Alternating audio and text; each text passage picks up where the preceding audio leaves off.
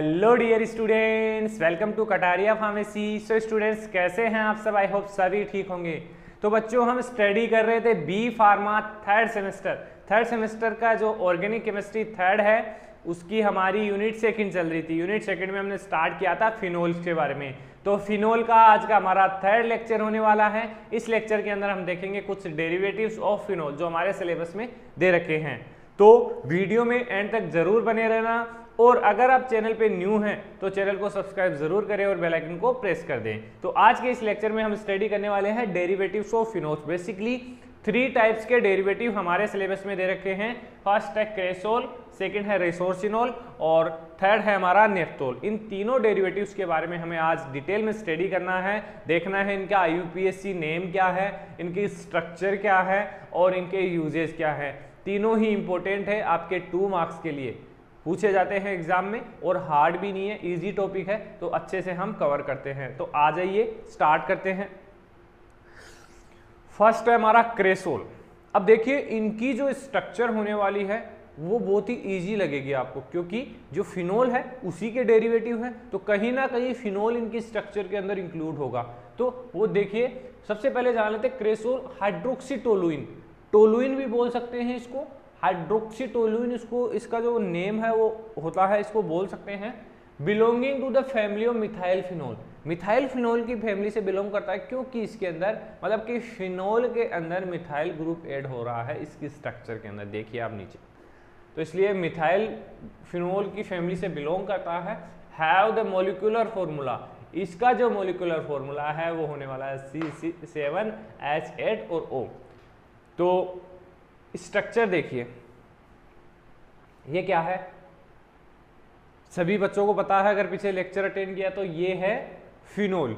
Phenol में क्या होता है, बेंजीन रिंग के साथ हाइड्रोक्सी ग्रुप अटैच होता है। तो अब इसमें अटैच हो गया एक methyl group, methyl group attach होते क्या बन गया, ये क्रेसोल। ये है ना इजीली बना सकते हैं स्ट्रक्चर आप। ऑर्थोक्रेसोल, ऑर्थोक्रेसोल 2 मिथाइल फिनोल, 2 मिथाइल फिनोल भी इसको बोल सकते हैं, बाकी क्रेसोल बोल सकते हैं, कुछ भी बोल दो आप जो लिखा हुआ है यहाँ पे।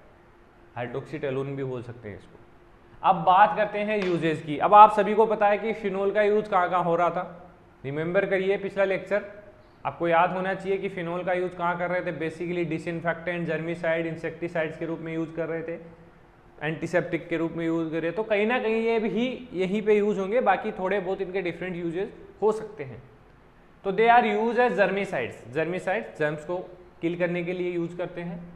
दे are use as disinfectant and antiseptic in low concentration, basically low concentration में इसका यूज किया जाता है एज ए एंटीसेप्टिक और डिसइंफेक्टेंट, क्योंकि हाई कंसेंट्रेशन ये हार्मफुल हो सकती है। They provide anti bacterial and anti insecticide property to cresol, basically anti bacterial और एंटी इंसेक्टिसाइडल प्रॉपर्टी इसके अंदर होती है लो कंसेंट्रेशन में। अब सेकंड है हमारा रिसोर्सिनोल। रिसोर्सिनोल भी डेरिवेटिव है फिनोल का। तो इसमें क्या है, ये देखिए ओल ग्रुप इन दोनों में ऐड है, नेफ्थोल में ऐड है, मतलब फिनोल में ओल ग्रुप ऐड होता है, इसलिए ये डेरिवेटिव्स हैं उसके। Resorcinol is a 1,3 isomer of benzene diol having the molecular formula basically C6H6 और O2, 2 hydroxy group basically attach होंगे रिसोर्सिनोल के स्ट्रक्चर में। यहाँ पे हमारा फिनोल में हाइड्रोक्सी ग्रुप आता है, लेकिन इसमें दोनों साइड में आएगा, इसको हम बोलेंगे रिसोर्सिनोल। तो ये स्ट्रक्चर आपको याद रखनी है। बस एक छोटी सी बात आपको याद रखनी है, 3 डेरिवेटिव है फिनोल के।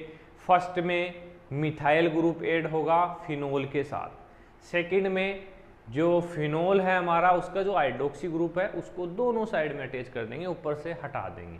तो ये हो गया हमारा रिसोर्सिनोल। अब बात करते हैं रिसोर्सिनोल का यूज कहाँ कहाँ होता है। It is use for manufacturing resin, plastic, dye, medicine and other organic chemical compounds. Resin, plastic, dyes, medicine and other organic compounds के मैन्युफैक्चरिंग में इसको यूज किया जाता है। Pharmaceutically it is use as antiseptic and disinfectant. ये तो आप आंख बंद करके भी लिख सकते हैं कि ये जो फिनोल के डेरिवेटिव्स वो एंटीसेप्टिक, जर्मिसाइडल और डिसइंफेक्टेंट के रूप में यूज होते हैं। बेसिकली जो रिसोसिनोल है वो टॉपिकल जो प्रोडक्ट्स होते हैं स्किन प्रॉब्लम्स के लिए, स्किन इन्फेक्शंस के लिए, उनके अंदर यूज होता है। इट वर्क बाय रिमूविंग जो हार्ड स्केली और रफ जो स्किन है उसको रिमूव करने का काम करता है रिसोसिनोल। तो ये हो गया। अब थर्ड है हमारा नेफ्थोल। नेफ्थोल बेसिकली 1 नेफ्थोल हो सकता है, 2 नेफ्थोल होता है। उसमें क्या डिफरेंस होता है कि जो फिनो OH ग्रुप अटैच होता है उसकी कंडीशन है कि 1 कार्बन पे या 2 कार्बन पे। ये नेफ्थलीन डेरिवेटिव भी हैं, having a molecular formula C10H8 sorry O, zero कहाँ से आ गया, O है। स्ट्रक्चर देखिए, नेफ्थलीन की जो स्ट्रक्चर होती है उसमें क्या होता है, जो फिनोल हो मतलब फिनोल से एक बेंजीन रिंग जुड़ जाती है। ये हमारा फिनोल है, इससे एक बेंजीन रिंग जुड़ गई, ये हमारा नेफ्थलीन हो गया।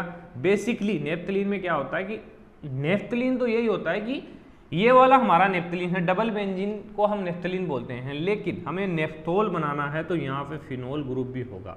अब 1 नेफ्थोल बनाना तो 1 कार्बन पे हाइड्रोक्सी ग्रुप होगा, और 2 बनाना है तो हमें 2 कार्बन पे हाइड्रोक्सी ग्रुप होगा। तो ये हो गए नेफ्थोल।